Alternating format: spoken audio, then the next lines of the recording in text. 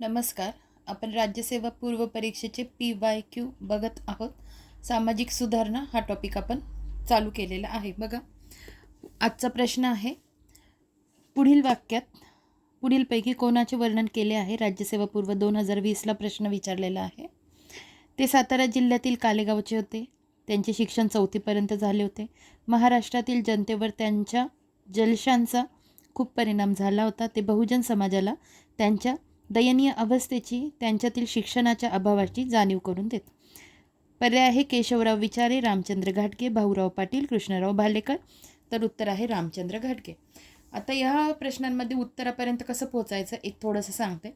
बघा, भाऊराव पाटील आणि कृष्णराव भालेकर थोडंफार तरी माहिती असतं आपल्याला.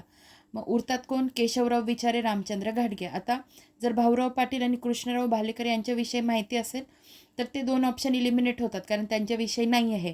मग केशवराव विचारे आणि रामचंद्र घाटगे या दोघांमध्ये आपण रिस्क घेऊ शकतो, उत्तर टिक करू शकतो. ठीक आहे, तर उत्तर आहे रामचंद्र घाटगे. तर बघा, रामचंद्र घाटगे यांच्याविषयी माहिती बघून घेऊ. सत्यशोधक जलशांचा प्रसार केला. ते सातारा जिल्ह्यातील होते. 1915 साली त्यांनी सत्यशोधक समाजाच्या जलशाची स्थापना केली. 1945 पर्यंत त्यांनी 29 फड तयार केले. जलशाच्या माध्यमातून शिक्षणाचे महत्त्व, अस्पृश्यता निर्मूलन व देवासाठी मध्यस्थांची गरज नाही असे ते सांगत. त्यांचे एका साधूची फजिती, भट आणि भटणीचा संवाद, पारतंत्र्य विमोचन, सनातन धर्माचा पंचरंगी तमाशा इत्यादी जलसे अत्यंत प्रसिद्ध होते. बहुजन समाजाची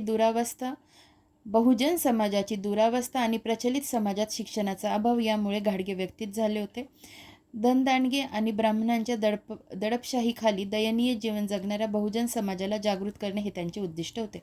आपले संपूर्ण जीवन त्यांनी जलशाच्या प्रचारार्थ समर्पित केले. मग जलशा म्हटलं तर नाव लक्षात ठेवणं रामचंद्र घाटगे. केशवराव विचारे, 29 जुलै 1889 रोजी त्यांचा जन्म झालेला. सत्यशोधक विचार जपणारे म्हणून ओळख. 1919 पासून सत्यशोधक चळवळ व सहकारी चळवळ यामध्ये काम. जून 1921 मध्ये बोरखळ, सातारा येथील ब्राह्मणेतरांवर अत्याचार केल्याबद्दल व दंगल घडवून प्रोत्साहन दिल्याबद्दल केसरीचे संपादक न. चिकेळकर यांच्यावर केशवराव यांनी खटला भरला होता. 1942 सत्यशोधक विद्यार्थी संघाची स्थापना. 1942 विद्यार्थीमाला पुस्तक लिहिले.